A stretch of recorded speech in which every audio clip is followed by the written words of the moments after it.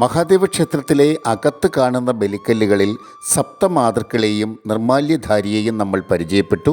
ഇനിയും ധാരാളം ബലിക്കല്ലുകളുണ്ട് ഒരു ക്ഷേത്രത്തിനകത്ത്. ക്ഷേത്രത്തിലേക്ക് പ്രവേശിക്കുമ്പോൾ ആദ്യം നമ്മൾ കാണുന്ന ഈ വലിയ ബലിക്കല്ല്, ഇവിടെ അധിവസിക്കുന്ന ദേവൻ ഈ ക്ഷേത്രത്തിലെ ദേവൻ്റെ സേനാനായകനാണ്. ഇവിടെ ഹരസേനനാണ് ഈ ബലിക്കല്ലിലെ പ്രതിഷ്ഠ. മുന്നോട്ട് നടക്കുമ്പോൾ ക്ഷേത്രത്തിൻ്റെ ഏറ്റവും മുമ്പിൽ ആ സോപാനത്തിന് തൊട്ട് മുന്നിൽ ഒരു ബലിക്കല്ലുണ്ട്. ഇതിൽ അധിവസിക്കുന്ന ദേവൻ ഇന്ദ്രദേവനാണ്.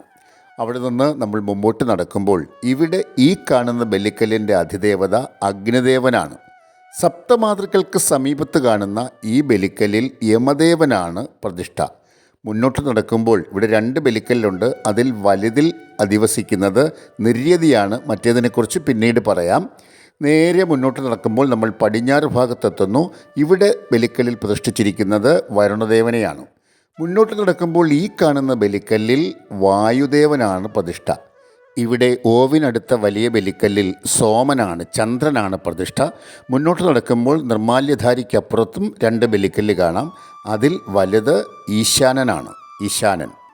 പ്രധാനമായും 4 ദിക്കിൽ നിന്നും 4 ഉപദിക്കിൽ നിന്നും ക്ഷേത്രത്തിനെ സംരക്ഷിക്കുന്ന ദേവതകൾ അധിവസിക്കുന്ന ബലിക്കല്ലുകളാണ് നാം ഈ കണ്ടത്. ഇനി ഈ ബലിക്കല്ലുകൾക്കൊപ്പം ചെറിയ ചില ബലിക്കല്ല് കാണുന്നുണ്ട്. അതെന്താണെന്ന് നോക്കാം. ഇവിടെ നിര്യതിക്കടുത്ത് കാണുന്ന ഈ ചെറിയ ബലിക്കല്ലിൽ അധിവസിക്കുന്നത് അനന്തൻ എന്ന നാഗമാണ്. ഭൂമിക്കടിയിൽ നിന്നുകൊണ്ട് ക്ഷേത്രത്തിനെ സംരക്ഷിക്കുന്നത് ഈ അനന്തനാഗമാണ്. ഈശാന കോണിലെ ഈ ബലിക്കല്ലിൽ അധിവസിക്കുന്നത് ആകാശത്തു നിന്ന് ഈ ക്ഷേത്രത്തെ സംരക്ഷിക്കുന്ന ബ്രഹ്മദേവനാണ്. സപ്തമാതൃക്കൾക്ക് സമീപം ഈ കാണുന്നത് ഭൂതനാഥനായ ശാസ്താവാണ്.